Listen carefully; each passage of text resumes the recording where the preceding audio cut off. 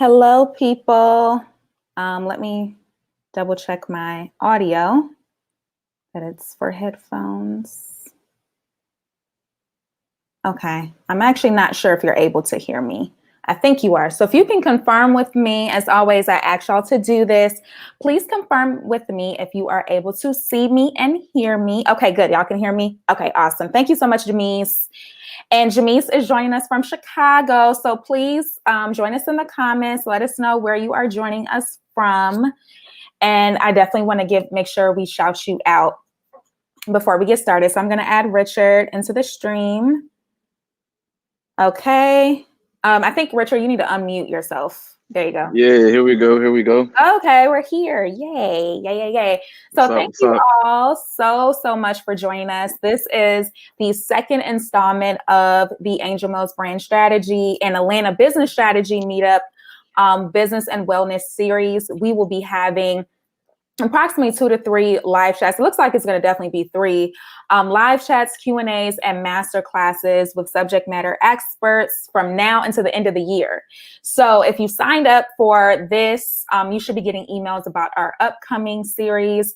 You can also go visit angelmillsbrandstrategy.com/links. I will make sure, I can't remember if I put that in the bio, but I'll make sure once we're done, if you want to catch the replay, that I will send out that information after and put it in the description.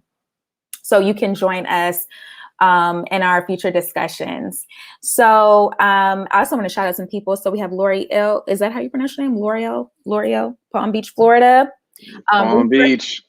Research Channel, you're back. You were with us, what was that, a couple weeks ago when we were with Tiffany from Kitchen RX. So thank you so much for joining us. So first I want to do a little housekeeping. So I'll tell you about myself and this series. If you don't already know me, I'm Angel. I am a brand strategist. I reside in Atlanta. And through my business, Angel Mills Brand Strategy, I work with business owners, helping them to develop client communities, with people who are interested in their talents and their gifts and their products, essentially. So I do brand coaching, some marketing services for folks, and I also do education in the form of masterclasses, ebooks, and things like that. So in addition to that, here in Atlanta, I run a meetup group called Atlanta Business Strategy. Some of you may be joining because you're a part of that group. And if you have been a part of it for a few months, Richard did come and speak to the group. I can't remember what month that was last year. You came in person and spoke to the group. Yeah, I don't remember. Last summer. Let's say summer. Last summer, he came and spoke to the group. So a lot of people were interested in the topic of real estate and enjoyed his presentation. So we're so glad to have him back. The entire meetup is now virtual. So that's cool because people from all over the place can join us. We formerly were, of course, meeting in person here in Atlanta, but due to COVID, we're completely virtual for the remainder of the year. So this is a great opportunity to meet, network. Feel free to use the comments to introduce yourself, say where you are from, share information about your business, if you want to exchange some contact information with folks, feel free to do that because this is an opportunity to not just learn, but also to network with folks. So Alan asks, is this recorded? It will be recorded. The replay will be right at this link. And I'll also send it out to people. So I know some people who are watching this probably are watching it on the replay. There was an option when you registered to just get a replay link because perhaps you were busy, you couldn't join us live. So that's perfectly fine. You will get the replay link and you'll be able to watch it over and over. So thank you for that. We're going to get started by introducing our guest. So, it's Panier, right? I'm pronouncing your last name properly, right? Yes, Panier. Okay. You can even say it with anything. Panier, it's Panier, like Kanye with a P. Okay, we'll take that. Yeah. Kanye with the P, but it's Panier. Wonderful. So I've known Richard some years. We've known each other for some years. 2011, 2012. Yeah, way back. So Richard is hailing from West Palm Beach, Florida. He also currently resides in Atlanta as well. He leverages a successful career as a full-time real estate investor and consultant with 6 years of experience. I feel like we have more than that, but we'll get into that. Richard maintains a lucrative portfolio of cash flowing properties in the nation's southeast corridor. After graduating from Florida A&M University, which is okay, I'm a Howard grad, but that's cool too. We love him.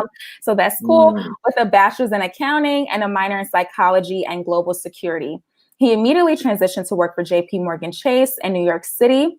After he graduated, and at JP Morgan, he worked as a mortgage finance analyst and CCB Legal business manager. Currently maintaining a private portfolio of 16 residential units. He's currently in a complicated love triangle with traveling and food. So this man is always somewhere if you follow him on Instagram. So also you see our Instagram handles at the bottom. Feel free to follow us and you can keep up with us that way as well.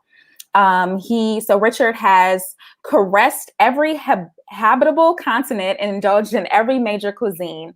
His favorite hobby is spending quality time in the pages of various books, but hopes to transition that to jumping out of planes, preferably with parachutes. I hope so. That's a good preference. For sure. And enjoys new random adventures like glass blowing, axe throwing, or jogging in new neighborhoods. Wonderful. Thank you so much for joining us today. Again, appreciate you having me. Go ahead and drop down in the comments. So if you have questions, go ahead and put them as they come, because I know sometimes we forget stuff. I'm probably not going to do Q&A until towards the end of our conversation, because if you registered, you submitted questions, and I included that in the conversation now. So I'll kind of keep an eye on the questions that are happening in the comments, but most likely I'm going to probably wait kind of towards the end of the conversation to address some of those questions. So I do want to take, if anyone else new has joined us, I want to shout you out. So Roland Reeves is joining us from North Carolina. Welcome, Roland. Bridget Baguette is joining us from Atlanta as well. Welcome. And was there anyone else that I missed? Jamie is joining us from Boston. Welcome, Jamie. And I think I got KK is joining us from Pompano Beach, Florida, Broward County. Thank you, girl. I mean, I think you're a girl. I don't know. You said KK. Could be a guy, but you letting us know you're in Broward. Welcome. Welcome, welcome. So first question. So I asked my first, wait, I'm going to preface my first question with some more information. So my dad, This question I'm going to ask you is something that my dad says I need to ask people when I meet them. Like, this is what you need to know about people. And so when I wrote this question, I heard his voice in my mind. But so basically this question is, who are you and what are you about? Who am I? I am Richard-Anthony Panier. You got the name down packed.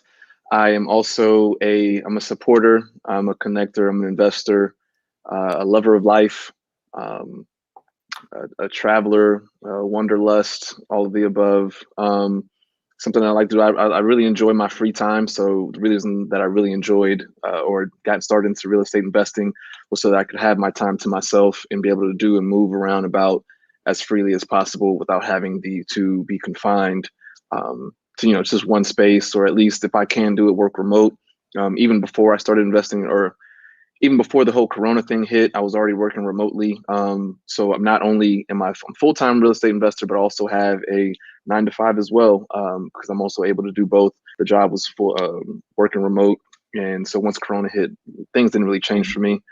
Who am I? What am I about? I'm about having a good time. I'm always about having a good time, enjoying myself, enjoying what I'm doing, enjoying where I'm at. So I do travel a lot. I do like to network and meet new people. I do love to help others as well. So if folks have, let's say, goals that kind of align with something that I may know something about, I'll definitely help them out or connect them to somebody else. I think that's pretty much me in a nutshell. Mm-hmm. So what I kind of summarize in that, I kind of hear that you are about, first of all, there's a freedom that you desire in your life that you want to have. And that, we'll talk more about what got you into investing in real estate, but that seems to be something that drives you. But I know that you are someone who really enjoys helping people and sharing information and dropping gems to folks or dropping information to people. So I know that's something you're really passionate about as well. For sure. So, growing up, what were you taught about money and wealth building, and how have your viewpoints about those things evolved over time? Growing up, it was never, I guess, a formal lesson on money itself, just more so of, if you're making money, if you're earning an income, always save. So even at a young age, whenever I got an allowance, or even when I started working my first job at 15 at Chick-fil-A, I would always save a portion of my check. Or even, in high school, I had two jobs, working at Chick-fil-A and also working at Journeys in the mall. And I made sure that I would just save one check from one job and just live off the other check of, splurging and buying sneakers and all, the childish things that we did in high school. And so that was kind of the lesson that I learned from my father. My mother worked at a bank, so she kind of helped me, with some type of money management as well. And my father, he was just, I guess, a workaholic in a sense. So he loved to work and, loved to have money as well. But so it also I was instilled that type of, hey, if you're making money, make sure you're putting some to the side for a rainy day type thing. But it was never anything specific, such as like, hey, save 10% of your income or save 20% of your income or 30, whatever have you be it, until I started reading books more so on suggested amounts of what to kind of save. Okay. So, and just for folks who may not know, you grew up in Florida, right? South Yes, I Florida? grew up, well, South Florida. moved around a little bit, but I grew up in West Palm Beach, Florida, moved to Fort Lauderdale for a little bit, was in North Miami for a while as well, and then also lived in Douglasville in Georgia, and Jonesboro for a little bit as well before moving back to West Palm Beach. So yeah, I guess a little bit of moving around a lot, single parent household, so me and my mom moved around pretty often, but originally most of my time was spent in Florida though. Very cool. Okay. So I've watched some of your previous interviews that you've done. And one of the things you talked about, so you talked about just now, like some of your jobs you had in high school, but one of the things you talked about was like selling candy at school to like make extra money. So where do you think you got that kind of like enterprising spirit from? At that time, I got it from my father. So he worked his own little business. He was a limo driver at first when I was a young child. Then he became a real estate agent, and so he was going to work in his own business then, and then started his own mortgage business when I was in high school. So from there, I kind of learned like, okay, starting your own business, you're making a lot of money, you're your own boss type thing. He unfortunately lost the mortgage business when the 2009 market crash hit, but from that, I kind of, learned the whole entrepreneurial type venture. And I think it was just by accident. I had some leftover stuff from Costco or Sam's Club. I was like, man, let me go to school. I could sell all this or whatever. And, business was booming. So I was like, all right, I'm gonna keep doing it. And next week went back to Costco, stacked up, read up on some more chips and hot sausages and M&Ms and all that stuff. And it just started selling some more until I got in trouble about, selling on campus. I was doing pretty well. Cool. So I kind of hear like you're saying your father had a strong influence on you as far as, and I didn't know he was a real estate agent as well. So how did you first learn like about real estate investing? Was that from your dad? Yeah, so it was definitely from my dad. He had a property he had as a rental when he was getting, I think at the time he only had two properties and he was getting maybe like a couple $100s in profit a month off of them. And in my head, I was like, well, if you, expand that to even more properties, you can, not have to work. If every property is getting you $300 in cash flow or profit every month, and you have 10 or 20 of them, then, you're doing pretty well for yourself. That can kind of flatten the curve or even bump up what you're getting from your 9-to-5 job. And he's more of a conservative type. So he didn't want to expand too fast. He didn't want to do too much, or he didn't have the systems in place to make it easier on him. So where he wanted to expand. But I definitely saw, the potential of if I can get this to grow and systemize it so that it's not as hectic, then, I don't have to, work the 9-to-5 if I don't want to. So, and what age would you say that is, where you started to think about, okay, I could possibly, when I'm an adult, start investing in real estate like my dad is doing, but maybe scale it to something bigger? I would say either my sophomore or junior year of high school. Of high school. Wow. Yeah. That's super. Probably my junior year of high school is when I said, yeah, I can definitely start investing in properties and stuff. But I knew I wanted to do it, but I wanted to live my life at the same time. So even when I got to college, I had, scholarship money, and I didn't save or anything in college or anything like that. I just was like, all right, once I start working full time is when I'll buckle down and start saving and all this other stuff. When I was in college, I was in the club every weekend or going on trips and all this other stuff and not saving at all because I just knew once you graduate, boom, you'll hit the ground running and take things seriously. But even in college, though, I stopped buying sneakers. That was one thing that I bought a lot of in high school, just so I had some money left over. But yeah, he gave me that influence about investing in property right around into sophomore, junior year of high school.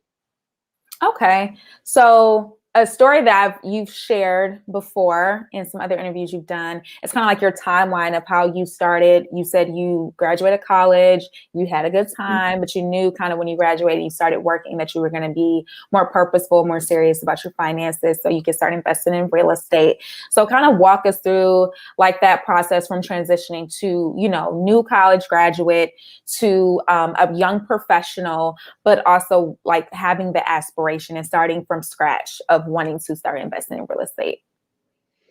Yeah, so let me see. So when I graduated from Florida A&M University, one of the best HBCUs out there, I moved up to New York, and I think I didn't have any money to my name. I had one credit card from Wells Fargo. I think I had $300 that I needed to pay off on it, but I didn't have any income at the time. But was starting work with JP Morgan. Thankfully, in that industry of finance industry, they usually do start you off with a signing bonus.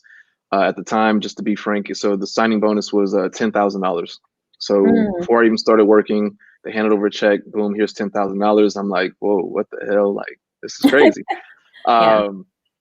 But I was smart with it. A lot of my friends or associates or coworkers, they got their check and they started buying clothes. They got a nice fancy apartment in the city. Started taking trips and eating out at fancy places. Whereas I was a little different. I knew I wanted to take this money, and I was like, all right, this is the start of the real estate empire. So I used that money basically as my down payment on my first property in 2014. So I graduated December of 2013, started working February 3rd of 2014. And then I think I got my first property. It was actually a partnership deal with my father. First property with my father in May. So I think I started in February. May, forked over all the money that I got, or basically all the money that I got. I think I kept $2,000 for myself, and then 8,000 of it I invested. So 20% I kept, 80% I invested, and then kind of just lift off my my paychecks from them. From investing in that first property or first two properties with him, I saw the money coming in, and I was like, all right, this is amazing. This is the start. I need to 10x this I guess if you guys know Grant Cardone, his rule of 10x. I need to 10x this of I have one property, I need to get to 10, or I have $300 a month in cash flow. I need to 10x that to 3,000 a month. And so from there, I kind of just saved my paychecks or saved money in my paychecks. I was living with family at the time.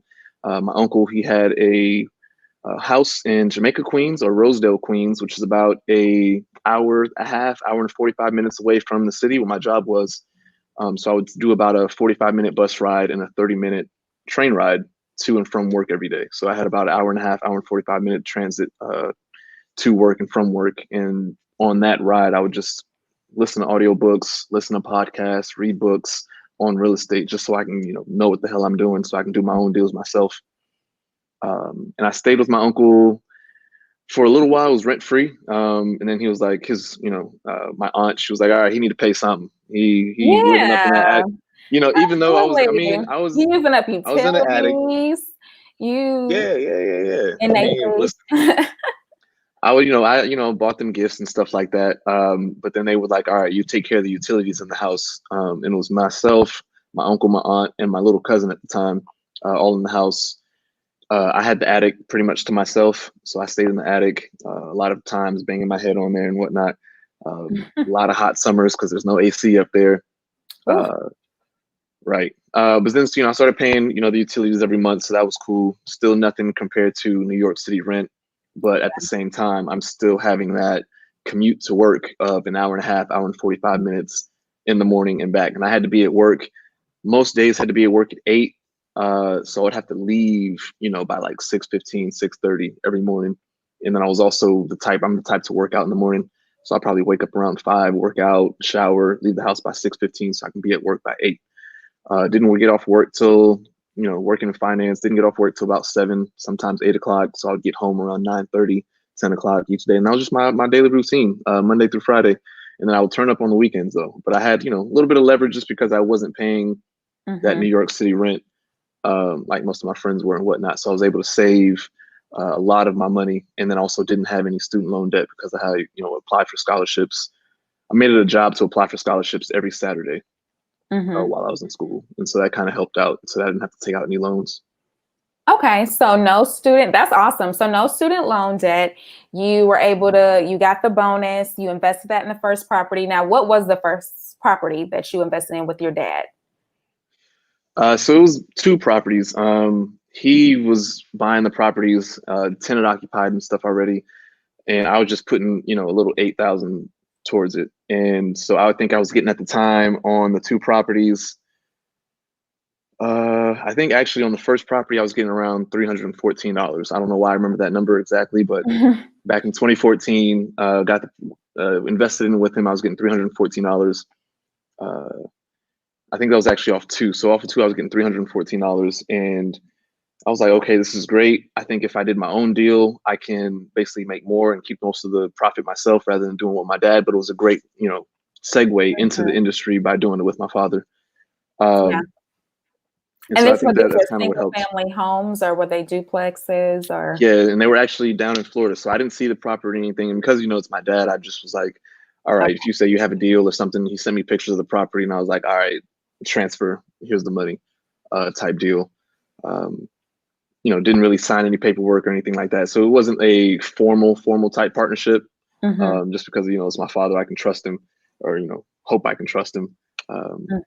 And so it was a pretty straightforward deal. But then after that, I would say in August of the same year, I bought my own property, or December of the same year, actually, 2014, bought my own deal. It's kind of like a row house or a townhouse, but it's a single story townhouse.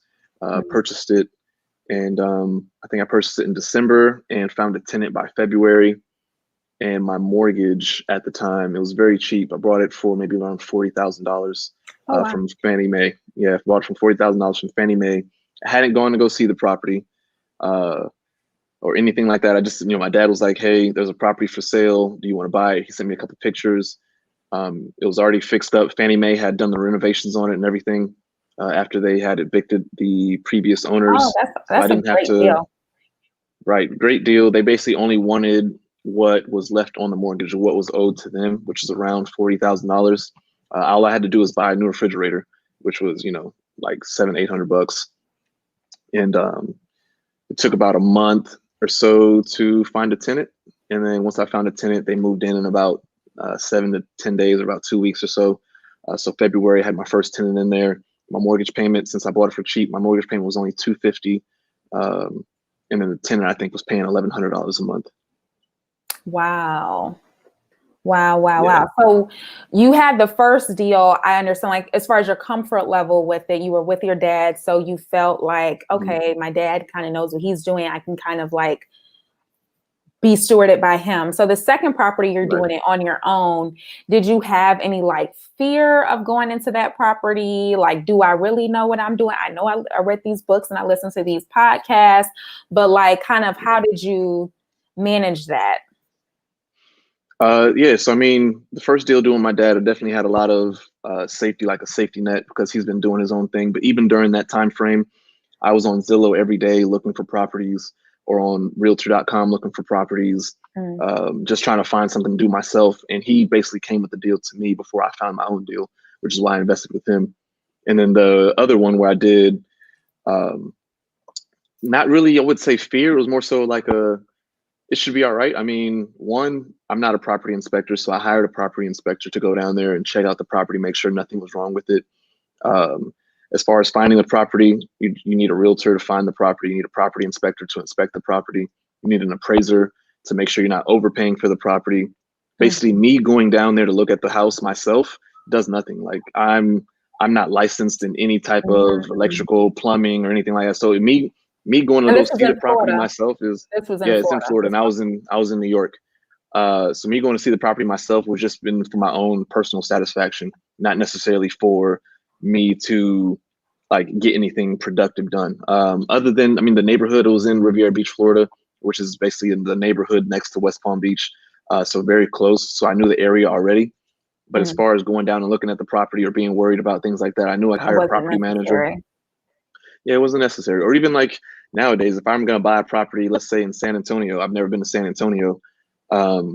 If the the realtor sends me the property, I have a property inspector to go look at it, and the appraiser goes by and says it's worth this much, I again still don't need to go to San Antonio to look at the property, because it's like, for what?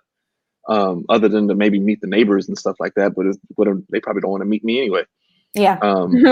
So, and then, dealing with, all right, you have a tenant in the property, then all you have to do is go on Google, Google property management companies, and you'll get a list of property management companies in that city, and they'll all have Google reviews or Yelp reviews. I don't know if it'll be on Yelp, but Google reviews, 5 stars. You can speak to some references if you want, or you can speak to people at the property management company and just get their take on how they manage their tenants and manage their homes and whatnot. So it just made it a lot easier to be able to, I guess, outsource everything I needed in order to start real estate investing.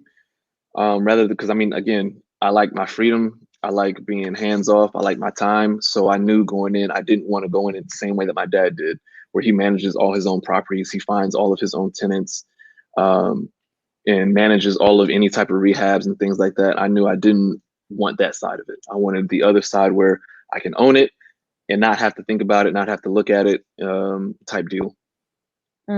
So that first property that you bought on your own, how much was it worth? So yeah, so I bought it for, I want to say 42.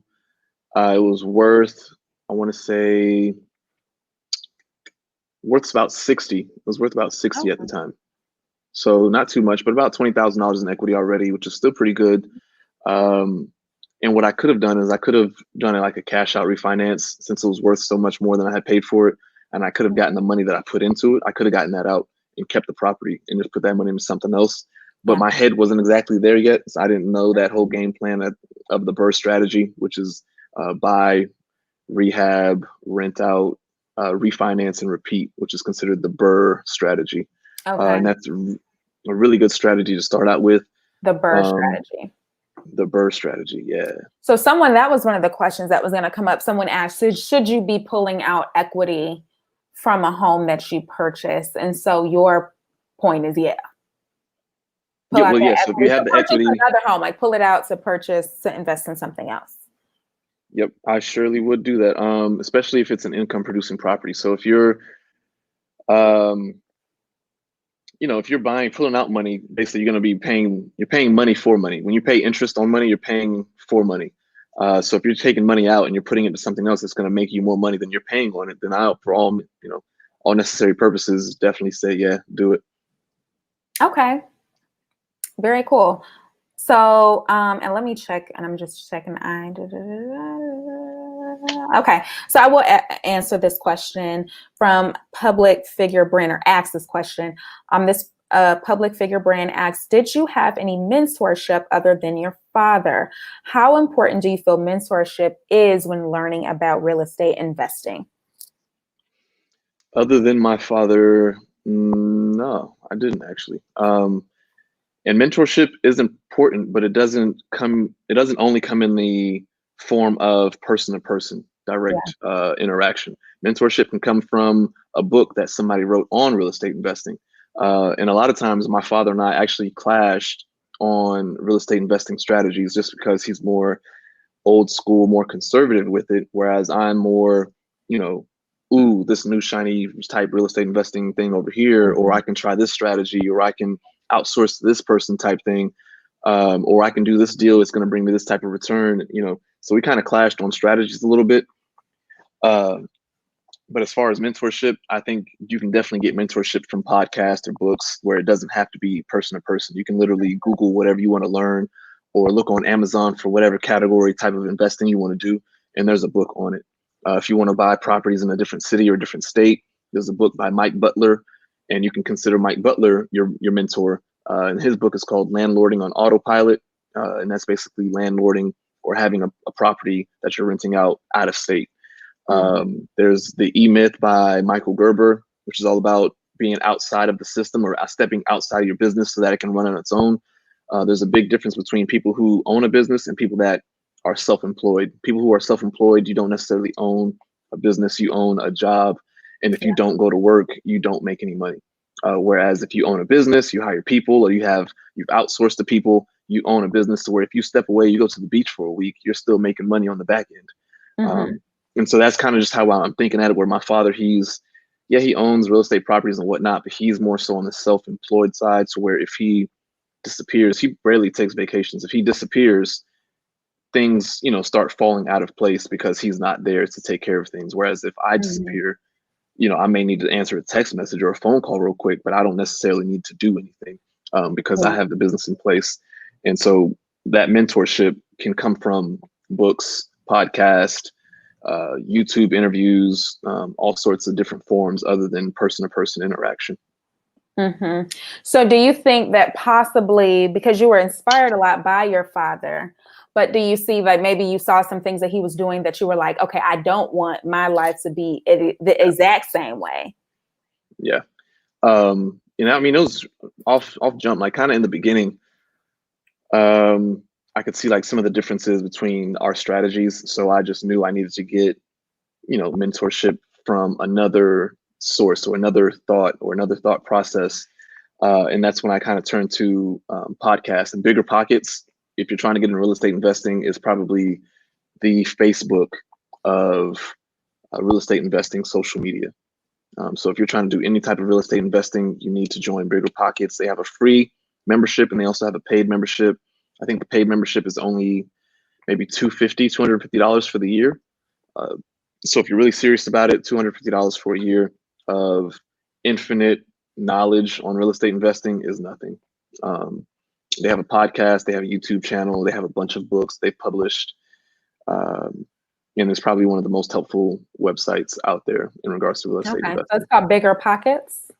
Yep, Bigger Pockets. Okay. They're on Twitter, so I hope people are writing Instagram, all of these things down because you rattled off a lot of books and podcasts. So if not, watch the replay. So you can get all these gems.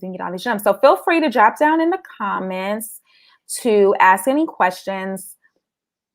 So one of the things that people had questions about was out-of-state investing. That's primarily what you do. I mean, you do own some property here in Atlanta, but like, what are some of your tips? I know one of them is kind of having that good team in place that you kind of found online, looking at reviews and things like that. So how do you advise people to manage properties out of state? So then one, I would get the book by Mike Butler that I mentioned before, Landlording on Autopilot. It has a bunch of gems and things like that. Two, find yourself a good property manager. That way, if anything goes wrong, a broken toilet at 3 a.m., your tenant's not calling you or anything of that sort. They're calling the property manager. The property manager's taking all the headache off of your shoulders. You pay the property management company typically about 10% of the rent each month. So if you're collecting $1,000, if your tenant is paying $1,000, you're paying your property manager $100.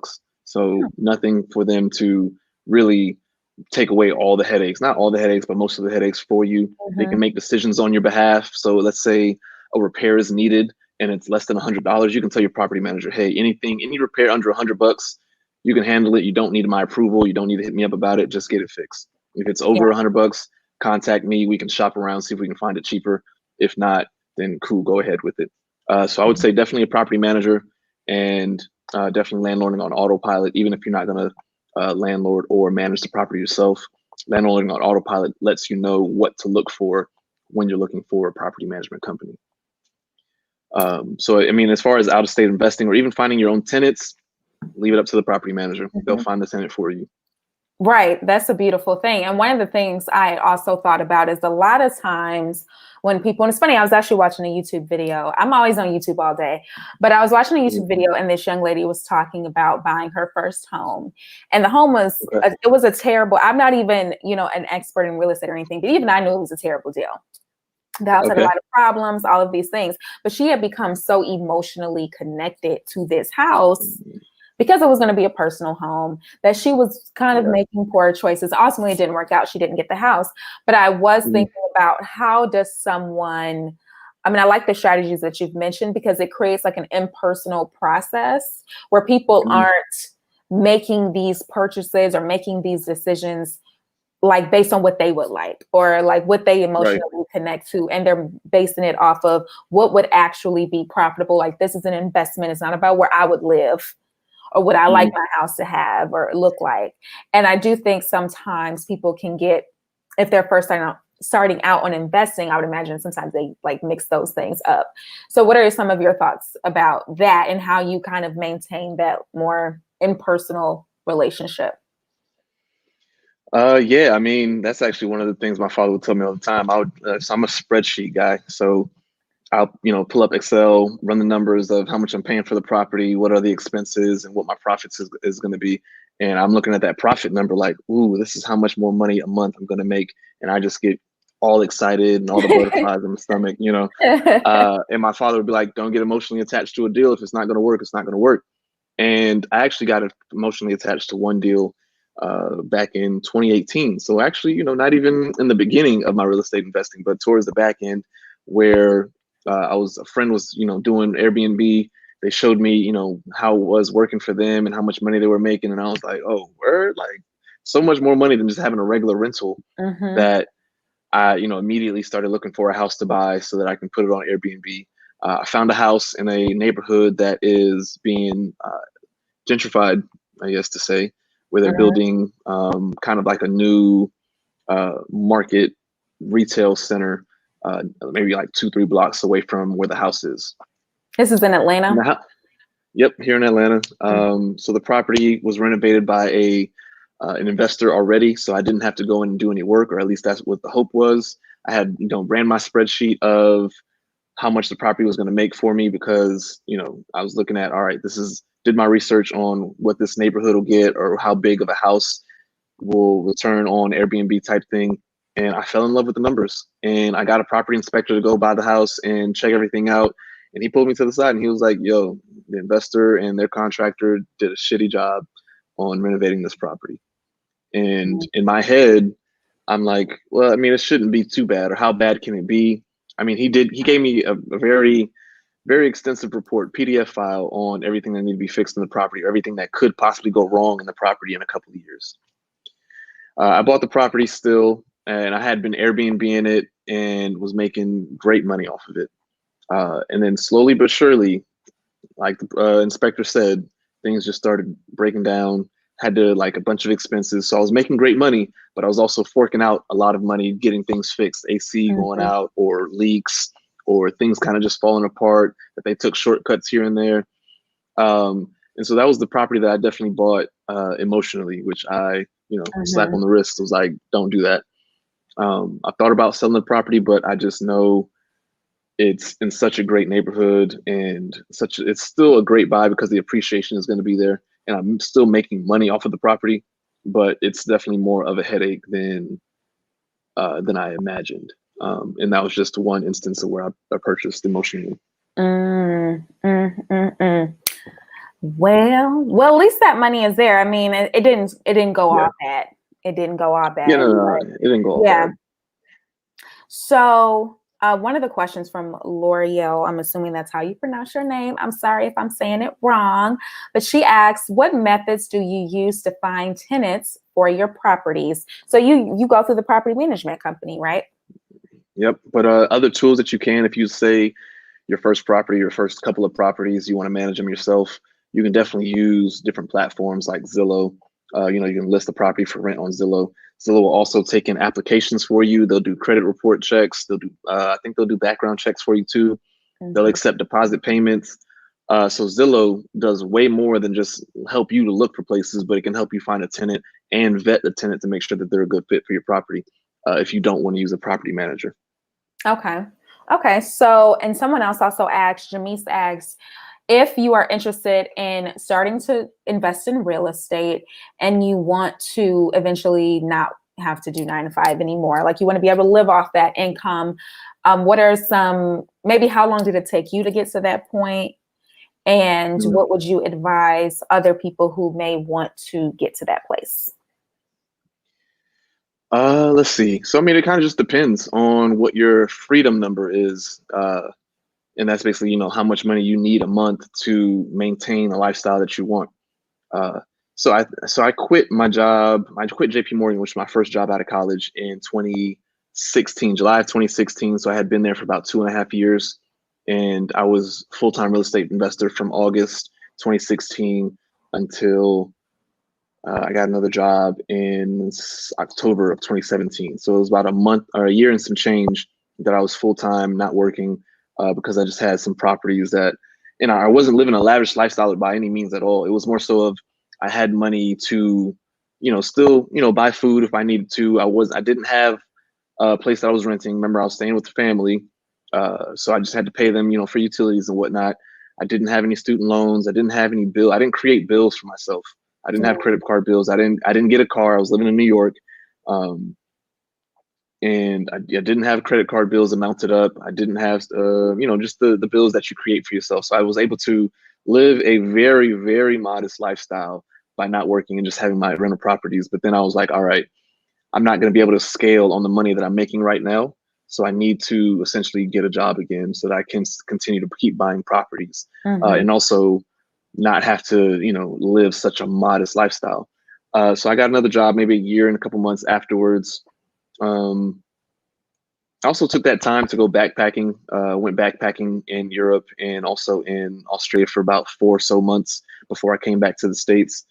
Did you have any major revelations? Those kind of trips give you your eat, pray, love trip? Eat, pray, love trip. Yeah, I did. I mean, I met some really dope people. Actually, a really cool guy I met in Barcelona. His name's Vince, and he's kind of like, his lifestyle is almost like where I want to be at with it. He lives half of his life. He's originally from Vancouver, Canada, but his family is, I believe, part Mexican. And he lives the summers. He lives the winters. No, he lives the summers in Barcelona. He lives the summers in Mexico.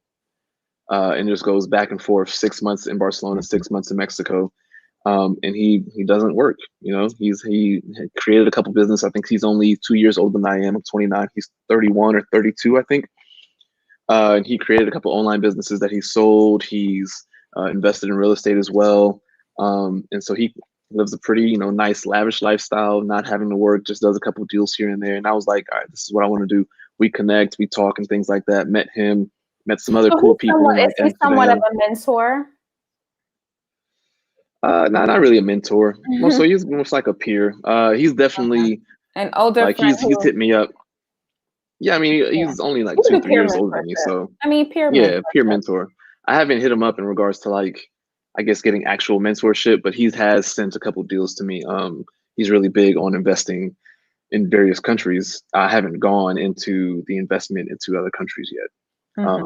So he'll send me like, oh, he'll have a friend of his who's investing or building a development, housing development in Mexico or something. He'll say, hey, my guy's investing in or building a development over there. Do you want to invest in this deal?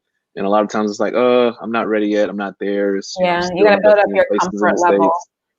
Right. And I mean, I probably missed out on some good dollars, right? Knowledge level. But I mean, he's always been the type to say, hey, we can always go take a trip to Mexico and, we'll walk you through the development. You can meet the builders, you can meet the owner, all that type of stuff. And, just because mentally I wasn't there yet, I didn't do it. But we plan to, possibly get into it. He's owned a hostel before with one of his good friends of his.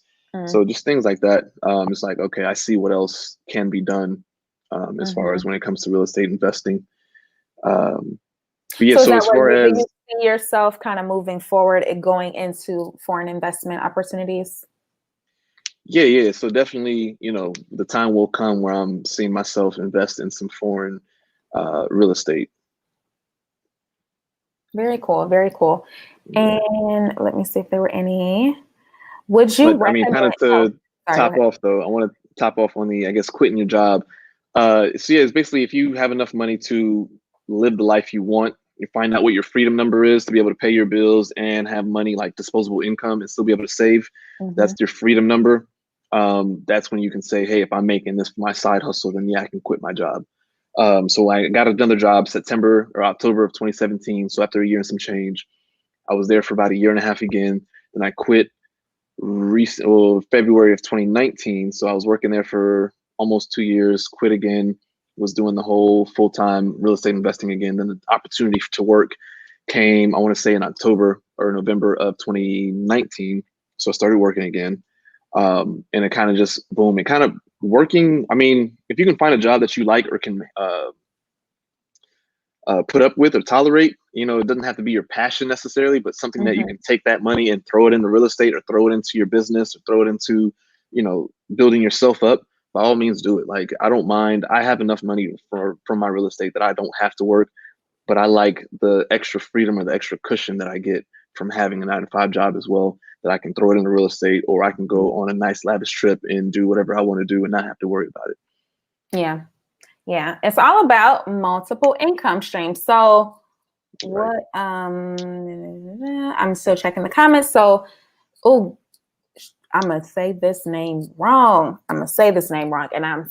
That's Shanera McCall. Is it Shanera? Okay, because I was about to say Sayonara, end up like that ain't what it is. Okay, Shanera, do you send your property inspector prior to submitting an offer or once you are under contract?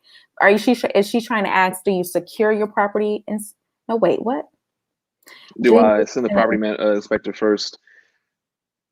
Oh, send them to look at it before you submit your offer. Contract. That's what it is. That was the question. No. Okay. I've learned from a real estate agent I know in Tallahassee. He always pressed me, or just always was like, Richard, I have a deal. Send in your offer now, and then do your due diligence. Like, whenever you send an offer, you have a period of due diligence that you put into the contract. So even if you are under contract and both parties have signed, usually you have, depending on the type of deal, you have 3 to 14 days, depending on whatever you put in the contract, to do your due diligence, which is basically have your property inspector go by, decide if you like the neighborhood, decide how much it'll cost to renovate, all types of ordeals in order for you to get out the contract. The due diligence time is the time frame for you to get out the contract. If you don't want any other competition, the first thing you want to do though is submit your offer. Even if your price is a little higher than what you want to buy it at, you can renegotiate the dollar amount during due diligence as well. So if somebody has a property for sale for $100,000 and my realtor comes and say, hey, this is a great deal, I'll send in an offer immediately. Like, hey, boom, send an offer, $100,000 with a 10-day due diligence period. The seller, all excited that they just got a offer at full price, they'll usually take it, you know, boom, see that there's a 10-day due diligence period. I'll have if it needs work, I'll have my contractor go by to give me an estimate. I'll have my property inspector go by as well, so that he can check if anything's wrong with like electrical or plumbing and stuff. The contractor will let me know the price to update anything. And then I'll have a property manager go by just to say, hey, how hard would it be to find a tenant for this property once it's done renting or once it's done being renovated? That way I can get all that done within the 10-day due diligence process. And then if I feel, okay, I need to come down on the price some, then I do that during the due diligence piece as well. I'll come back to the seller, hey, this needs to be fixed, that needs to be fixed. This property or properties in this area aren't selling for the amount that you want it for. They're actually selling around the 75 range. Plus it needs a lot of work. So what I'm going to do is offer you 70. And they're like, okay, we'll take it, because they're already in the deal. A lot of times they want to lose it. So it's hard for people to back out of a deal when they're in it than it is to, you know, to just say yes to whatever the stipulations of the buyer may be. So that a lot kind of of works times to I'll your send an offer. advantage. Well, you were going to say something, I cut you off. So you said, oh, no, I was just going to say it works to your advantage. It just works to your advantage to have it on the contract and then do your negotiating during the due diligence process. Nice. Okay. So there was another question in the comments that I saw. Would you recommend taking out a loan? So you did take out a loan for your first investment opportunity by yourself. You took out a loan. Yeah, well, I mean, I got a mortgage on the property, so you would call that you're taking out a loan.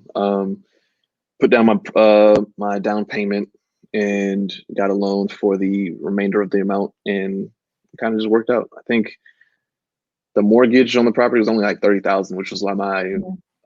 payment was only Right. 250. Yeah, because they don't, I think I had read somewhere that they don't typically allow you, or some companies may not allow you to take out a loan that's that small, like a mortgage. Right. Right. I think threshold on a lot of companies are around the $40,000 to $50,000 mark. Hmm. But you can do some shopping around to different mortgage lenders or mortgage brokers or mortgage companies to say, hey, are you able to do a property where I get a mortgage of 30? Or they may even do it to where you borrow the money to buy the property and borrow the money to renovate the property, Right. which would be a 203K loan. That way you're above that That $40,000 threshold. threshold. Right. Okay.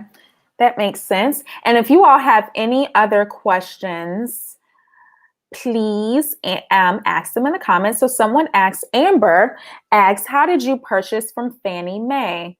And this was a mortgage foreclosure, correct? Yes. So Okay. Fannie Mae has a website. You can go on. It's called Homepath.com. Can I write in this thing? I don't know if I can write in here, but it's Homepath.com, One word. and that is the official Fannie Mae foreclosure website where you can go on there and buy properties from directly from Fannie Mae. Yes, yes, yes. And then a lot of, I used to work for a company called auction.com. I'm not sure if you ever purchased any properties off of their site before. I worked with them some years back, and I know they did mortgage foreclosures and tax foreclosures.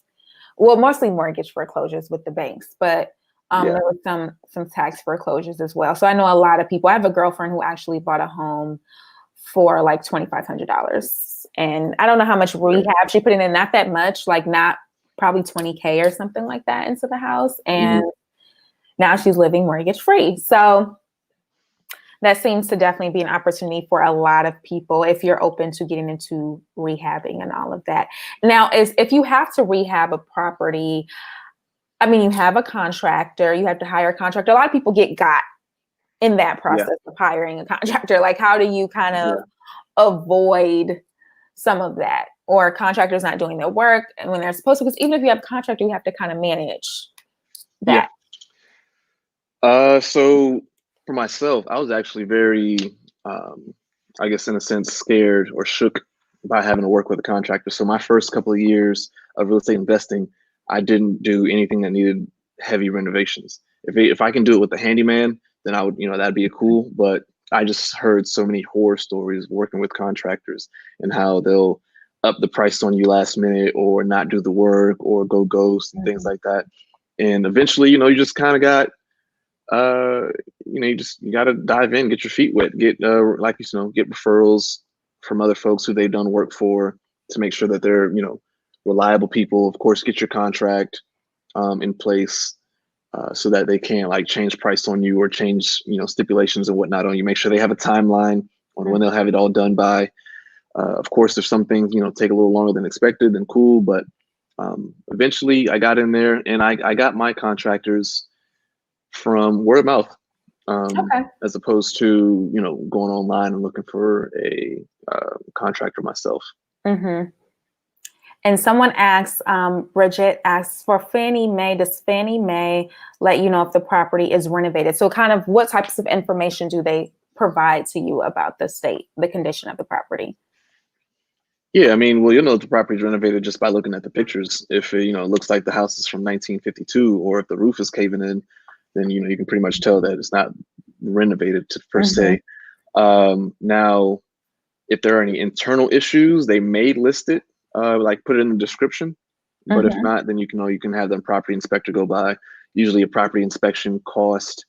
Yeah, I think it varies based on the square footage of the home, but typically for most inspections, they cost around $300, $350 to have an inspector go by, and it takes about an hour and a half for them to do it. They come up with a PDF report about 15, 20 pages, depending on if there are a lot of issues. If not a lot of issues, the report is shorter. And it makes it a lot easier as far as knowing if the property is renovated just by looking at the pictures or having your property inspector go by. Okay, so as far as size, I know you do own like an apartment building. I don't know if you own more than one, and then some single family homes. Do you own any multifamily homes?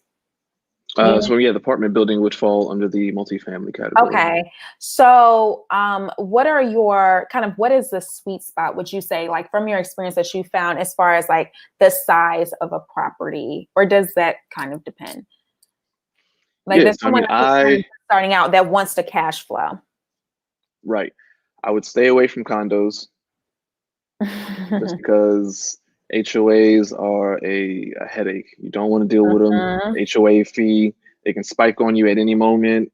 You have to be on a waiting list, or you have to be FHA approved, or like all bunch of stipulations. Stay away from condos. I know you want Okay. to, live the downtown life. I live in a condo right now myself, and I actually wish I didn't buy the condo, but I'm happy I bought the condo. But I wish I didn't buy the condo. Mhm. So the other side of that, and so my sweet spot, I would say, is yeah, the single family home is very easy to maintain. You'll have long term tenants, or even with so I own an apartment building or apartment complex, and it's very small, 10 units, 6 units on one side, 4 units on the other. I have high turnover because people don't want to live in an apartment forever. Most people want to have more space, and it's also in a college town. It's in Tallahassee, so a lot of students, so they're not going to stay there forever. So Yeah. I have people moving in and moving out. There are some folks who are older and just a part of the community that stay there, so that's pretty good. They've been there for 5+ years, and that's really good.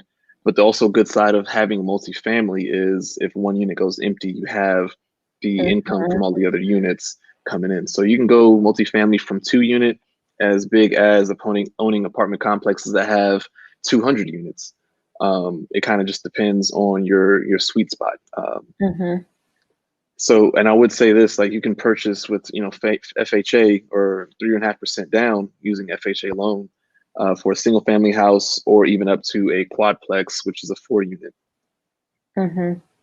So if some people had some questions around like using first time home buyer loans, are you able to, at least from your knowledge, like use a first time home buyer loan, buy the property and then refinance the loan, but you'd have to pay back, right? Whatever they down payment It assistance, depends like if whatever they gave you, right? If they gave you some sort of assistance. it depends. So if you use an assistance program, which is not FHA is just a loan program Mm-hmm. um, geared towards, and it's not even first time home buyers. It's really Right. owner occupied homes. Okay. Right. So there's programs like NACA, and they'll give you money for your down payment. Now, if you refinance or if you sell the property, you have to pay NACA back within the, I Within think, 10 time years frame. or something. Yeah. Within a certain. Right.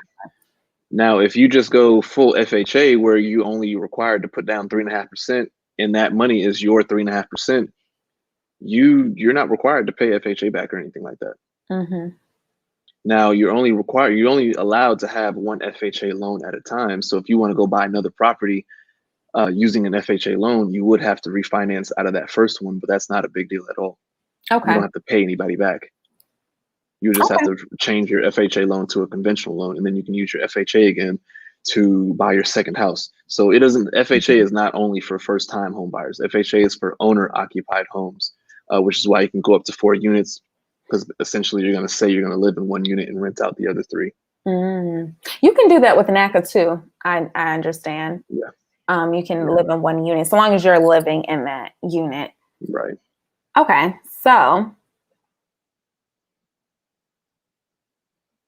when purchasing, okay.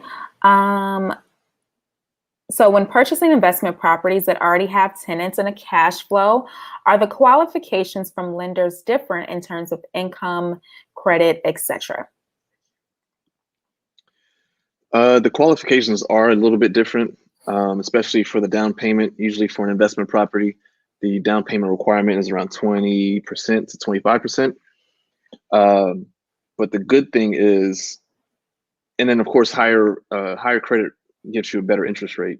But if you're buying an investment property, your interest rate is going to be a little higher than if it was for an owner-occupied property.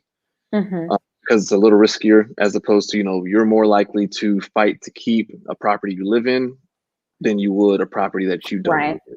So, which is why the interest rate is a little higher for investment properties. Now, one thing I do want to say for millennials or for anybody purchasing property, there's some loopholes that you can get into. Even when you're buying FHA, you can buy an FHA property and 6 months later down the line, buy another one. or a year down the line, buy another one and just refinance out of the first one to a conventional loan and use your FHA again to buy the second one.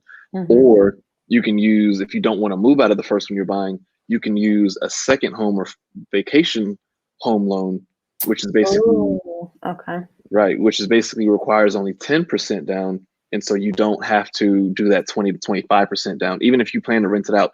So let's say I'm living here in Atlanta. I don't own the properties that I own now.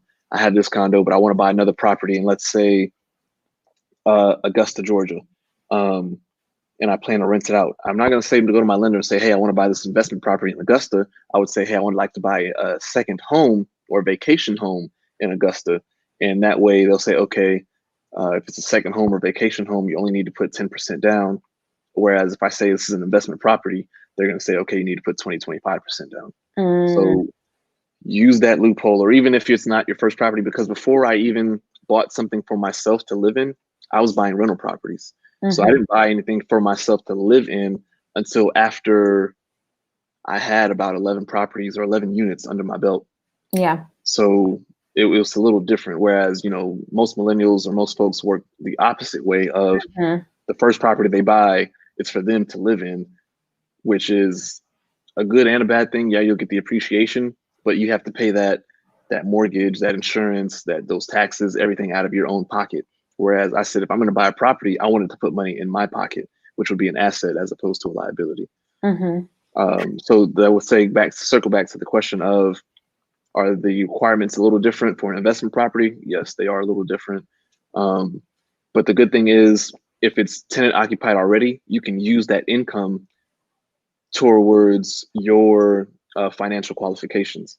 So it'll help out if it's already occupied. It'll help out your debt to income ratio, and it'll basically help out your books when trying to qualify for a loan. As opposed to if you bought a property that didn't already have a tenant in it, you couldn't use the potential income it's going to get towards your debt to income ratio. But if there's already a tenant in there and you're going to close with a tenant in there, then you can use that income towards your debt to income ratio. I see. Okay. So switching gears a little bit, there were some questions around actually attaining a real estate license and whether that was necessary or something you advise for people who are investing. It kind of depends. If you know you want to go full-time real estate investor, then it makes sense to go and get your real estate license. Do you have your license? I have my license, but I don't practice. Right. Okay. So I think I got my license back in 2017, July 2017, and I've only done one deal since then as an agent. Where are you licensed? In Georgia. In Georgia. Okay. Yeah. So, and only because I say this because it really just depends if, you know, it helps because you can save money on real estate fees, kind of. And you have some negotiating tactics. So let's say if you're selling a property, the seller always pays for the real estate agents, both agents. So he pays for the buyer's agent and the seller's agent, comes out of the seller's money. So if you're buying property, you never have to pay agent commission. But if you're selling property, you have to pay for both commissions, the buyers and the seller's agent's commissions. So as a buyer, I've never sold any of my property, but as a buyer, I'm not going to save any money by having my real estate license because I mean, I can replace I can make money in a sense because the seller would then have to pay me commission as the agent and the buyer. But a lot of times I don't want to do the work of having to go look for properties. I'd rather have a real estate agent do their job, go find the property, the seller pay for them because I don't have to pay for them, and then, you know, keep the ball rolling. I don't have to worry about typing up the contracts. I don't have to worry about, you know, all that stuff. I just let them do the job. But if it's something you want to do and you want to get into full time and you want to make money while you're buying property, or from selling property, you plan to go full time into real estate, then yeah, definitely get your license. Okay. Great Great, great, great comment. So also I want to talk about like other streams of income that you can make with real estate besides just Airbnb, flipping, renting. So you do have your license. So there is a possibility if someone wanted to get their license, they could make money actually being a real estate agent. And then I know there's some other things that you do as well that kind of brings in income for you as too. Yeah. So, I mean, one of the barriers into real estate investing is having the money to buy property. Now, there's plenty other ways to buy property without having to, plenty other ways to invest in real estate without having to buy the property. One way for sure is peer space, or basically renting out your place by the hour. Now, I know if you rent an apartment or anything like that, you may have rules against Airbnb or short-term rentals, but that it's a great area. That line item actually doesn't stop you from renting by the hour. So not necessarily folks to come sleep over, but if you have a nicely decorated place, and I know, Angel, I put you on to Peer Space. Yes. To where you can, and also I made, but he did put me onto it. And this month I made, I think, over $1,000 on Peer Space, and it's the 23rd of August. So the whole month is not even out. So yeah, it's a great extra stream of income.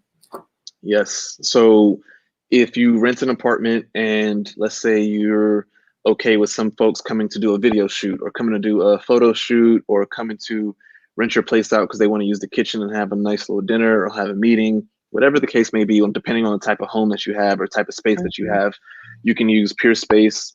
There are also other competitors like Splacer, Gigster. I'm gonna get on all those too, now that you're mentioning all of these sites.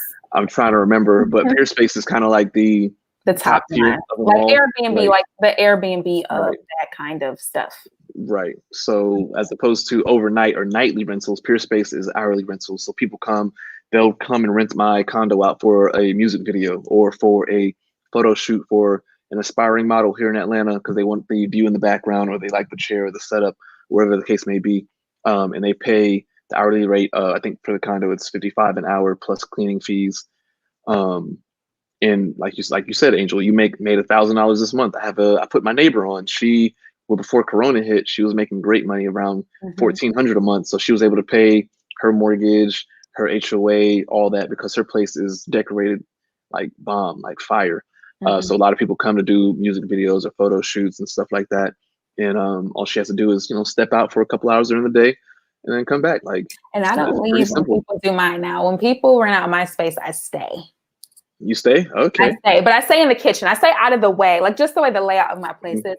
I have a space, you live in like a loft. So, and I'm assuming this person in your building also has a loft. It's all lofts in your building, right?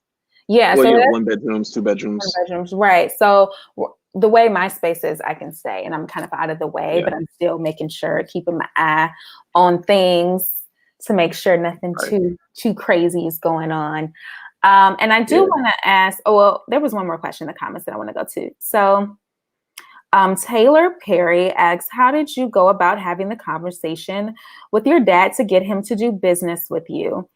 I'm a recent college grad and I don't have the capital, but he does. He doesn't know about real estate investing, so he thinks it's risky. Well, wait a minute. I feel like you're not necessarily trying to do business with him. You want him to fund that's doing business. That's one side of it. It's doing business. Because you and your dad, you came in and you came in with some money and your dad came in. So you might need to come in with something, but what do you think? So yeah, investing in real estate, there's things you need. You need the deal itself. So what are you going to buy? You need the money. And then you need the time so that you can put it all together, the time and the knowledge so that you can put it all together and make sure it works. So with my dad, now I've done business with him to the point of I've given him money on a deal, but my father has never given me money for a deal. And I don't think he ever will give me money for a deal just because, like I said, he's more on the conservative side where I'm more on I like to try new things or new ventures in the real estate investing. Or even when I bought my apartment complex, my apartment building, he told me that was a risky buy. He was like, hey, you've never bought multifamily before. Maybe you shouldn't go into it. Da da da da. And I'm like, you tripping? I'm about to buy this thing. Plus, you have youth on your side. You have youth on your side. So, even if it did go all to shit, you have time to rebound, whereas your dad is probably Yeah, like, I ain't got time to rebound if something goes yeah. wrong, you And know? I mean, he's in the knit and grit of it all. So he's not as automated or outsourcing as I am. Yeah. So that's kind of the difference or the downside. So I've done like if you can bring a deal to your dad and say, hey, I have this deal. I've ran the numbers. If you go to my website, so I have a blog where I give out some great information and I have some spreadsheets.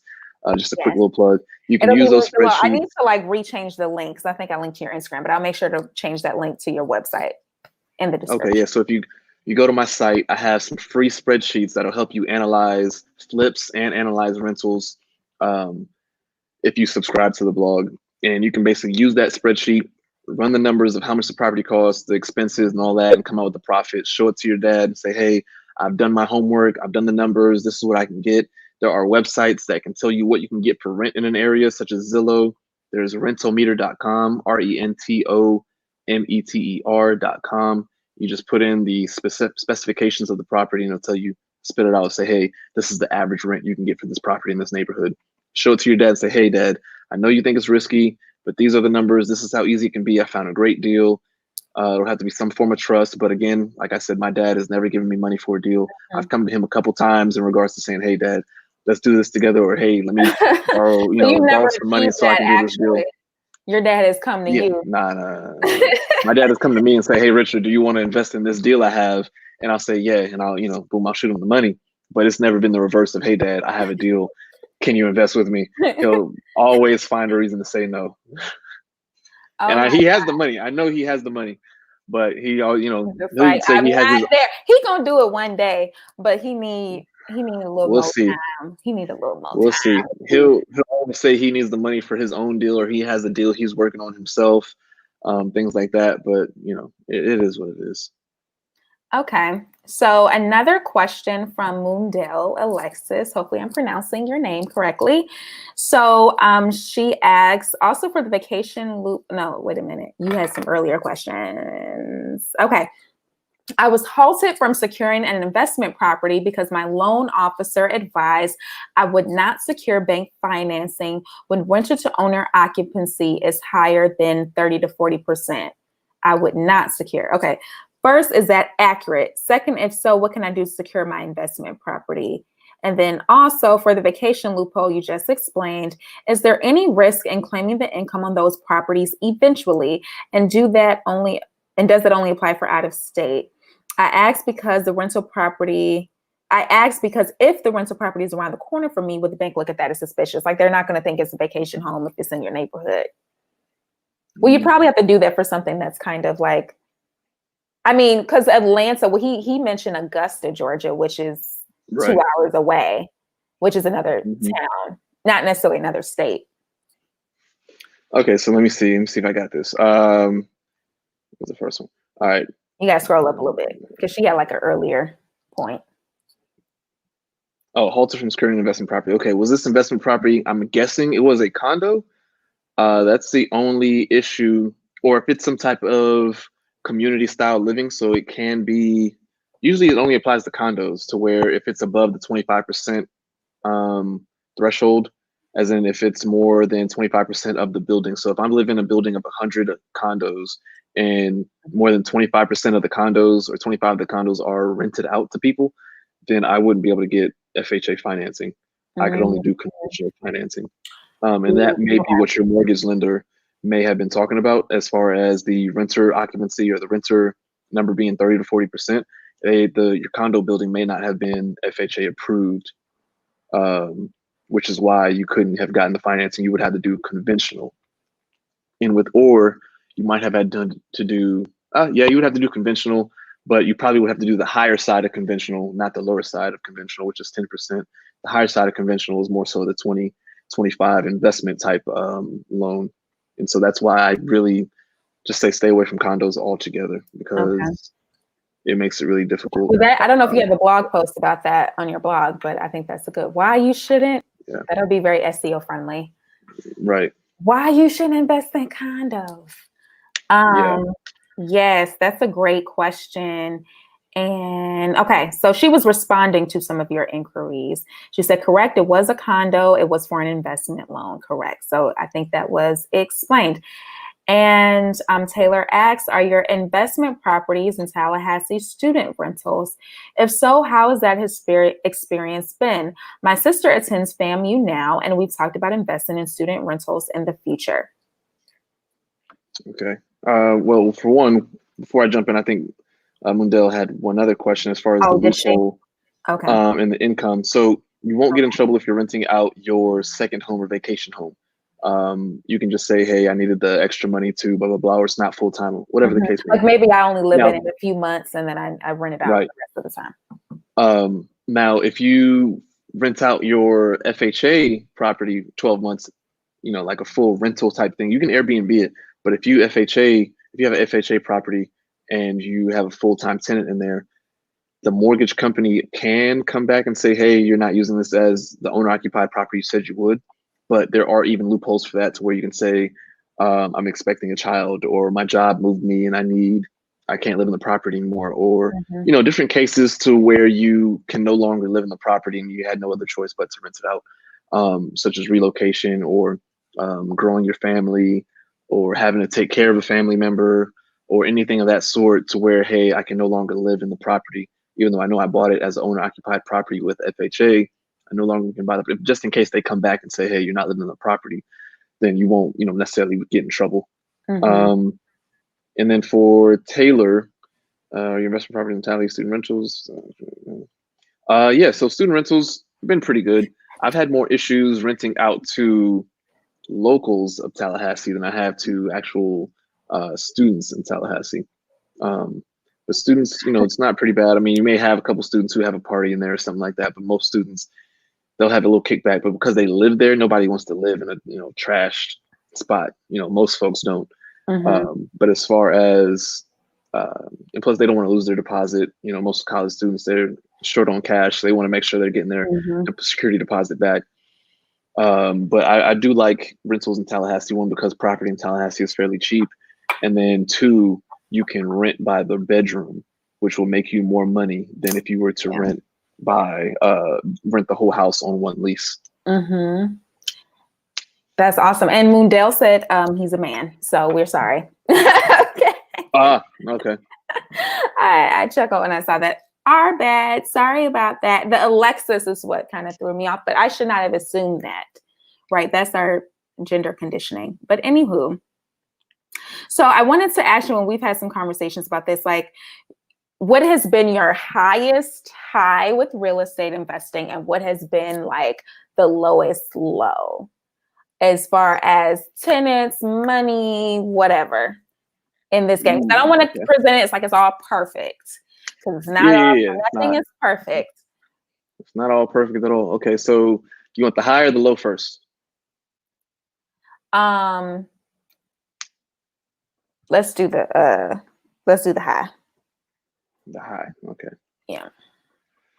The high moment, I would say I had two. So when I was backpacking in Europe, I had a realtor contact me about the apartment building that was for sale. And they sent me an email. I checked my email. I was like, oh, an apartment complex? I was like, I don't know if I'm ready for that. But it just worked out that I was able to, it was seller financing. Since I wasn't working, I knew I wouldn't be able to qualify for a bank loan at the time, because I wasn't full-time entrepreneur, full-time investor long enough yet. But the seller was doing seller financing. And so all I needed to do was come up with the money for the down payment. And so when I saw, had the apartment complex, I was like, yo, I'm about to buy an apartment complex. I'm not even in the country.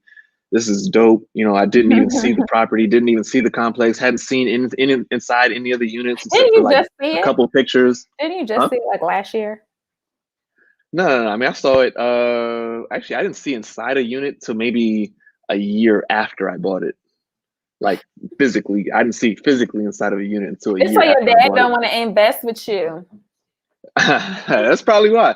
But I mean, the apartment complex was probably one of my highest moments, just because I bought a property. So I was out of the country. My closing date was December 16th of 2016. I got back in the country December 13th into Atlanta. I drove down to Tallahassee for the closing, signed the papers, Finally went to go look at the property and was looking. I didn't go inside any of the units because they were all rented out, so I didn't want to go inside somebody's place. And I was just like, damn, I bought an apartment complex. And that was like my high moment of euphoria of that. And then another moment was when And that was your first 20 deal by yourself? that was in 2016. So my first deal by myself. The house. Yeah. I'm tripping. So the second high moment was when I bought my first property for myself to live in, and that was in 2017. So just 2 years ago. The condo. 3 years ago, sorry, the condo. Yeah, so I bought the condo, and just because it was downtown, it had a great view, rooftop. You know, it was like, oh snap, this is dope. Like living the bachelor life. Oh, yeah, way better than the attic. Way better than the attic. So that was another high moment because I was just like, damn, I finally got my own space after doing all this work of buying all these properties for other people to live in. I'm like, damn, I can finally have my own space, have my own, spot. So that was another high moment. I moved in here. I put all my money. I actually got out of the deal with my father. The very first deal I did with my father, I actually liquidated or got out of the deal. So he gave me back the money I invested in, what it was worth at the time, that money. So I used that money to put as the down payment on the condo. And so I'm not in any more partnership deals right now with my dad or with actually I'm in a partnership with one other person on a townhouse. But other than that, that was the other high moment, is buying the condo. So buying the apartment complex and then buying the condo for myself to live in with the high moments for me. Very cool. Okay, so the low, what's been the ugly, The low. The lows. If it's been more than one, because you did two highs, what's been the... Yeah, I'll give you two. We already know about one of the lows, and that was buying emotionally for my first Airbnb property. Well, was that low though? No, I mean, it's not that low. It's just like something again with this property, and I'm just tired of it's the leak, or the AC's not working, or the power is messing up, or you need to redo the floors because they're not even. Like just stuff like that. The plumbing was horrible, so I had to have the plumbing redone in like the second bathroom, and things like that. So you know about that one. The other one, which is probably the biggest low, is I was actually sued by a tenant, where I was brought into a lawsuit. I had a tenant in the apartment complex. A tenant sued the property managers, and the property managers brought me into the lawsuit as a third party defendant because I owned the property. So even though they weren't suing me, they brought me in as a third party defendant because I own the property. And at the time, I didn't have the right type of insurance. I had property insurance, but I didn't have liability insurance. So my insurance company would not cover the lawsuit of me being a third party defendant on it. And at first, the tenant was saying, so the whole story of the tenant has a bad track record. They shouldn't have been renting the property in the first place because they had a couple evictions. They had a couple misdemeanors for writing fraudulent checks. And just a couple, times that they had went to jail and whatnot. Is this a tenant in the apartment? In the apartment complex, yeah, or in the apartment.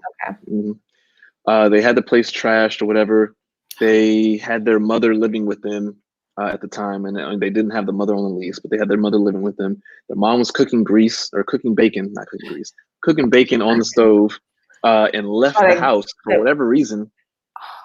Are you serious? Right. I was going to say the grease flashed up, but no, she left while she was frying something. Okay. She left while she was cooking bacon, and the actual tenant was upstairs of the unit and ran downstairs to, handle the fire because the smoke alarms went off.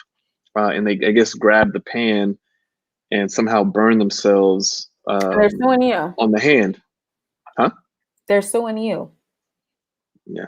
Well, no, so they're suing the property managers for what they did. So they're suing the property managers because they blame it on part of the floor in the kitchen being bad. And they said they tripped on a part of the floor that was raised, like tile or something that needed to be fixed.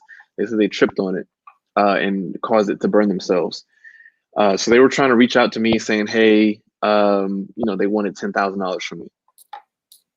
Right. And I'm like, what? I was like, that ain't my fault. Like, you tripped.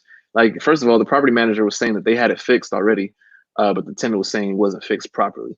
So I was siding with the side of my property manager, like, okay, you guys say y'all fixed it. You guys have documentation, receipts. I paid for it to be fixed. Like, I don't understand how you burned yourself. Your mother shouldn't have left the house in the first place cooking the bacon.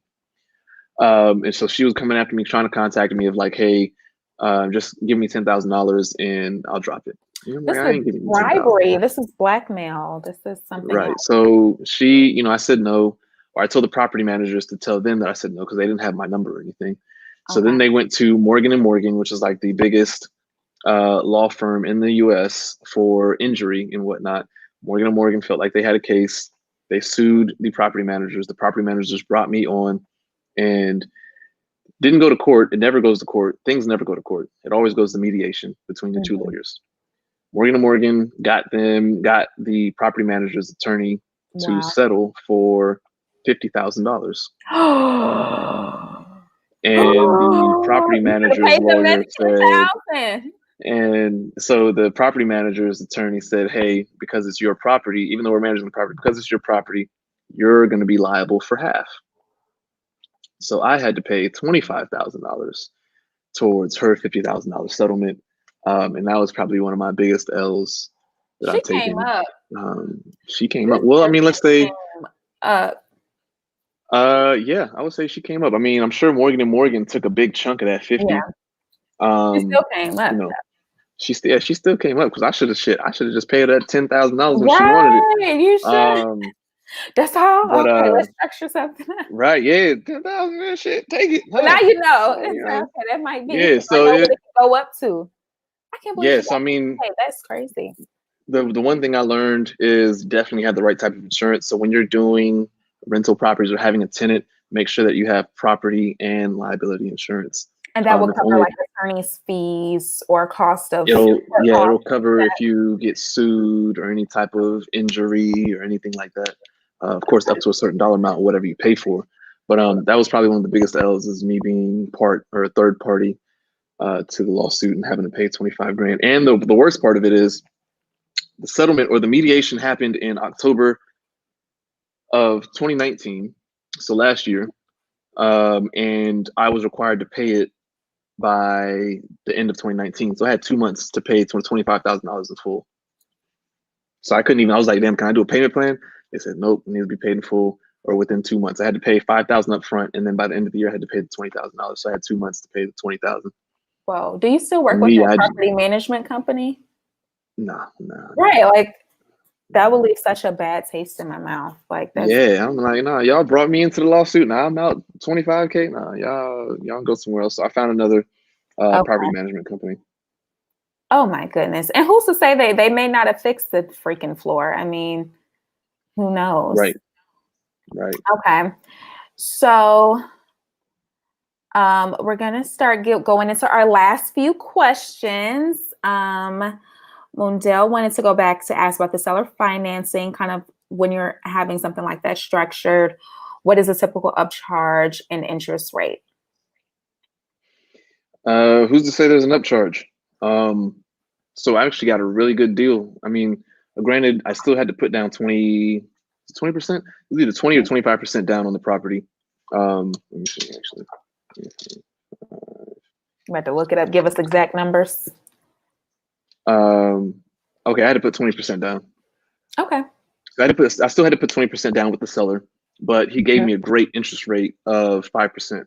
And for anybody that knows, I know interest rates right now are in the high 2s, 3s, maybe low 4s, but this was back in 2016. And I think interest rates are around the mid 4s. And if I want to do a commercial or multifamily type deal with the bank, their interest rate was probably going to be around the 6-7%. Okay. So he actually gave me a better interest rate than what the bank would have gave me. So I definitely took it. That's awesome. And so that helped out. So with seller financing, and then it's a great way to kind of leverage or kind of negotiate with the seller because they pay less taxes when they do a seller financing deal. So when you sell a property and you do seller financing, you pay less taxes on the money because you're not getting all of the money up front. You're just getting a small little down payment and you're taking payments every month. So you're not paying a large chunk of taxes, as opposed if you did a full out sale, the bank or whoever the buyer gets their mortgage from gives you all of the money up front. You're going to have to pay all the taxes on the property, and most likely it'll be higher than if you were to just take, interest every month. Then you can, write stuff off and all that other stuff, and all whatnot. Very cool. Let's see. So I don't know if we have any more questions. I was going to ask about purchasing properties in your name versus like an LLC.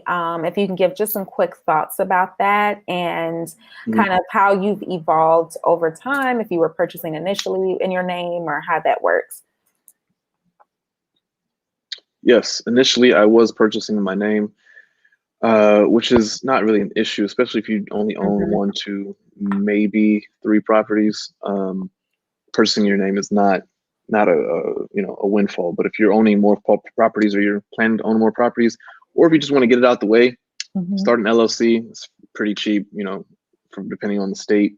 And you put the property into the LLC, or the asset into the LLC. Now the liability or the debt or the mortgage itself will still be in your personal name, but it's just for the safety of, if you're out one day and somebody tries to sue you, the asset or the home itself is they not can't get tied that to you. Right. Okay. And then if you get to the point where you're owning multiple properties, 20, 30 properties, you may want to either have an LLC for each property, which is a lot of work. You might want to just do maybe 2, 3 properties in one LLC. And then when you're working on the next 2, 3 properties, you put it in a different LLC. If you want, of course, you can put each property in a different LLC, but then that's a lot. Kind of tedious. Yeah. So I would say put in probably 2 to 3 properties into one LLC, then start another property, put 2, 3 properties into that LLC. And then you can even have an umbrella in an LLC that owns all of the subsidiary LLCs that have the property in it. So that way, it's still separated, but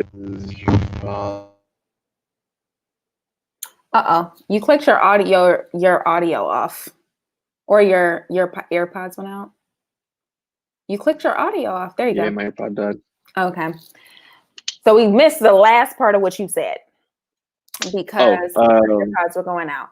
But you were saying, what I recall you saying is that you advise like putting 2 to 3 properties in different one LLC, then getting another one and doing 2 to 3 per LLC essentially. Right. So you don't have to it doesn't have to be 1 to 1. It doesn't have to be 1 property, 1 LLC. You can put 2, 3 properties in one LLC. Just to keep it safe and not have to be tedious. But I was going to say, you can even have a parent LLC that doesn't own any property itself, but all the other LLCs that you own are owned by that LLC, so that when you file your taxes, you can basically, I think, file your taxes for that one parent LLC rather than having to do it separately. Okay. And an LLC in Atlanta is like, or at least in Georgia rather, it's like $100, I think, to form. So fairly inexpensive. And so I don't see any more questions in the comments. So we talked about a lot of things today. It's a lot of information. What would you say that you have kind of just reflecting on these years of experience you've had, these mostly highs, it sounds, but some challenging moments, kind of like what have you learned and how have you applied the things that you've learned through real estate investing to other areas of your life? To other areas of my life. I learned that just pretty much anything can be outsourced. I've met people who will get a 9-to-5 job that's remote, and they'll outsource it to somebody else. Overseas. So if you get a job that's paying 80 grand, and you can find a virtual assistant in India who you pay $3 an hour, or $5 an hour, and so it only comes out to, let's say, $25,000 a year. Some folks will get that 9-to-5 job that's paying 80 or 60, and then outsource it to the virtual assistant, and then they'll just keep the difference and not have to work, essentially. But just doing in real estate, I've learned so much different things about outsourcing, about delegating or eliminating. And I think in Tim Ferriss's book, The 4-Hour Work Week, he talks about the 3 different processes of, if it can't be automated, then it needs to be delegated. If it can't be delegated, then it needs to be eliminated. That way you kind of are hands free. And that's kind of how I think of things is, you automate it so that it runs on its own. If it can't run on its own, where it needs somebody to actually be touching or doing something, then you delegate it to somebody else. And if it's, a process that is taking too much time, or even when it's delegated, it's still a hassle, then you just need to eliminate the process altogether, or come up with something else so that it can't be automated or delegated. So part of that is like putting the systems in place so things can be. If things are being too You difficult, that delegate it. means you don't have the right system in place. That's what Yeah. I've learned. If something's too hard, you don't have the right system. And if you need to get the right system, you need to ask around or Google or read a book. I think there's a Mhm. book on every single subject, on every single topic in the world. Yeah. And if there's not, there's gaps. So if there's a gap, then you write Yeah. that. Okay. So you've automated. So you feel like other areas of your life, you automate other areas of your life in addition Yeah, to. definitely try to come up with a system for other areas of my life. Even with I have some retail stores, and even with the Yeah, retail we didn't stores, even talk about that much. yeah, they're all online. And I was doing it myself to where I was shipping out products and whatnot. And you put me in contact with Marie, and I actually Mhm. dropped off all of the crowns to her last week. So tell a Right. little bit about your e-commerce businesses. Yeah, so I have some e-commerce businesses where I was the crowns, which are hair ties. You'll see them on my page or a link in my bio or the page in my bio for the crowns. They're like hair ties, Impress accessories for crowns, young right? girls, Empress crowns. Um, I made the product. I had the product made in China. Found the supplier on Alibaba. They shipped me all the products and whatnot, which was not my first mistake, but now knowing what I know now, I would have just done drop shipping to where you don't have to Mhm. pay for the products up front. You don't have to store inventory in your closet or in your house or anything like that. Yeah.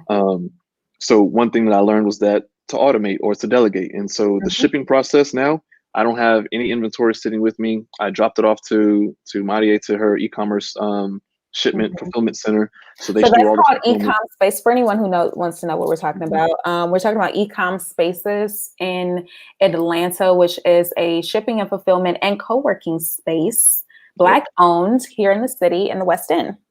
Yep. And it's a Mhm. fulfillment center. So if you want to start a product line for anything you want to sell, let's say face mask, and you didn't want to ship the face mask out every day anymore, you could basically go to fulfillment center. They have them in every city, just about. And you would drop off your inventory to the fulfillment center. You would link your store with their database or their computer system, Mhm. and anytime you get an order in your store, it routes to them. They ship out your order for you, and you just pay them their fee, whatever the fee may be.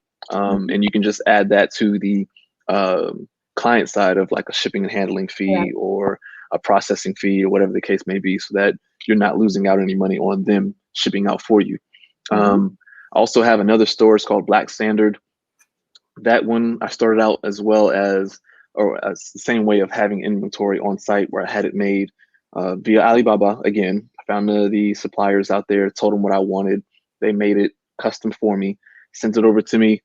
And then I found out about drop shipping, and I was like, damn, drop shipping is so much easier because Yeah. People are making I a don't killing on drop shipping on you're making a Amazon. killing because Huge. you don't have to spend any money up front. Like I Yeah. opened the rest of my Black Standard store without spending any money up front. Just about maybe I Mm. think I spent $50 on somebody to draw the designs for me, to draw the logos for me Okay. on Fiverr, which is like a contracting or freelance website. Mhm. Fiverr, Fiverr Are. .com. There's also TaskRabbit, Upwork.com, different freelance websites where you can get somebody to do things for you, like create websites, create logos, all that. And so Black Standard is for Greek paraphernalia. That is drop shipped as well to where um, basically the people who make the product ship it out for me as well. Mhm. So whenever I get an order, it goes to the manufacturer. The manufacturer makes it right there on site, ships it to the customer. I get my revenue from it. I send them their fee for the product itself, and I just keep the difference. And that way, it's completely hands off. I get orders in my sleep, orders during the day, orders at Mhm. brunch, and I don't have to do anything. I just look at it. Oh, I got Nice. an order. Put my phone back down. Like I don't have to Yeah. go say I have to ship this out or anything, and it makes it completely easy. Nice, nice, nice, nice. So I think that was awesome to get a little bit of e-commerce, drop shipping knowledge as well. So you talked a lot about your favorite books. So that was one of my questions I had. I'm not going to re-ask you that question. If you want to see the books that he enjoys, watch the earlier part of the video. Maybe I'll timestamp it, but maybe not. That's a lot. But I think I but actually we're have talking a about the I books. have a You have post. a book list? I have a blog post on my Okay. site as well as So some of we'll the link top that. websites, We'll top link books. I that mean, in the description then. So last question. Who do you look up to and admire most in your life? Let's see. My parents, my mom and my dad. They both, Haitian background. So Mm-hmm. both of my parents came from Haiti. My dad came here, no family, by himself when he was 15. And miraculously, I don't know how he did it, but he was supposed to go live with a friend in New York, flew into Miami, was supposed to take a bus from Miami to New York. But on the plane or something like that, he made a friend with somebody who said, yeah, you can just stay overnight at my place before you catch your bus. And the family ended up loving him so much that they just had him stay and let him live with them. So yeah, 15-year-old, doesn't know anybody in Florida. He just staying with his random family. He had to clean up and stuff and teach. He knew French at the time, so he had to teach the kids French and tutor them. And Mm-hmm. they enrolled him in school and whatnot at 15, so he was in high school. So that Wow. was his own little struggle then. And my mom, she raised me. My parents were divorced, so she raised me. Mm-hmm. Did a great job, I think. Nice little gentleman here. But yeah, my parents, they Yeah. definitely, inspire me a lot and motivate me to keep going. And then my little sisters, I'm definitely doing it for them as well. Yay, that's beautiful. That's amazing. Like your dad. I mean, you need to have him on and talk to him about his story because that's awesome. That's Yeah, awesome. So your he'd parents like to. actually met. Both of your parents are Haitian, though, right? Yeah, both my parents are Haitian. Okay, but they met here. Yeah, they met in the States. My Okay. mom was already living here before my dad came. Okay. Okay. Well, very wonderful. Thank you so much for talking to us today, giving us some of your time, your valuable insight, your wisdom. Where can people find you? How can they stay in touch with you? What do you have coming up? Give us all the tea. And I can link stuff too later. You can send me links and I'll put it in the description. Let's see where people can find me. Of course, my Instagram handle is here below, Richard, and that's 2 underscores. So Richard__Anthony. Okay. You can find me on Twitter as well. I believe it's Modern Richard. My blog is iamthinkingrich.com. You can reach out to me there, shoot me a message. I respond pretty quickly. Read a couple of the blog posts I put up. What do I have coming up? What do I have coming up? I don't know. I'm kind of excited for the rest of 2020, even though we're in a whole pandemic and whatnot. I Well, think in Georgia, we're still kind of yeah. I mean, Georgia's pretty moving open. and shaking. Yeah, but I'm excited for what's to come in the rest of 2020. I've gotten into the trucking industry, so I bought my first 18-wheeler that I'm leasing out to someone else for them to rent, and kind of just getting monthly payments from that. So that's pretty cool. Seeing how that goes. I'm actually supposed to get my first payment at the end of this week coming, so we'll see how it goes. Hopefully, the truck was very profitable Yeah. and whatnot. What else? Anything else coming up? Nothing else really coming up. We do. So people can, I mean, you're kind of in the process of, I don't want you to speak on anything much prematurely, but you are in the process of developing. I know you said you do some coaching or some people can kind of call you to pick your brain or to go through some of their specific challenges. Do you plan to develop some sort of program, course? Yeah, I think I'm gonna look into it. I'm not sure which one I want to do. If I want to do like an e-course or an e-book. Okay. Do both. Yeah, I could do both. But at the moment I do consultations. So you can set up consultations with me, 30 minutes. We can speak on the span of, either e-commerce or drop shipping, real estate investing, long-term in the same area, Airbnb investing, peer space stuff. My consultations are only $50 for the 30-minute process.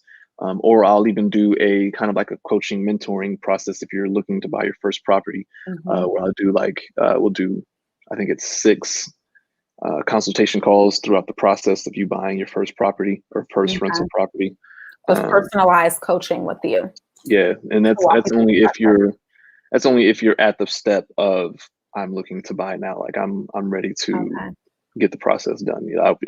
If you're it's a little premature and you're not ready to buy yet, whether you don't have the funds or the knowledge or the time, whatever, then I would just suggest doing a consultation call as opposed to doing the entire coaching program. Okay. Wonderful, wonderful. And again, if you are interested in joining our business and wellness series, stay tuned. I will make sure I have the link so you can see our upcoming chats. We will be back here on the 30th. Is that next Sunday? I believe that's next Sunday, right? Possibly. Back, same place, new dates, but same time. And we're going to be talking to Villa Willis. She is going to be talking to us about business and wellness, and specifically how to overcome or to avoid burnout. So we're not overworking ourselves. So I think we kind of touched on that in this conversation. We talked about like automating and delegating things. So she talks about how to avoid burnout and running yourself into the ground, essentially. So she's going to actually do a masterclass for us. So it'll be a little bit of a different structure where I'll come on, I'll introduce, but she's going to have slides and all of that. You'll get to talk to her, ask her questions. So it's going to be a really good conversation. So stay tuned in the bio. You'll get the replay link. You'll get an email from me with all of this information so you can sign up, and hopefully we'll see you next Sunday. Sounds good, everybody. Richard, you stay on. Me? Oh, check out the blog. I'm going to end the broadcast. All right.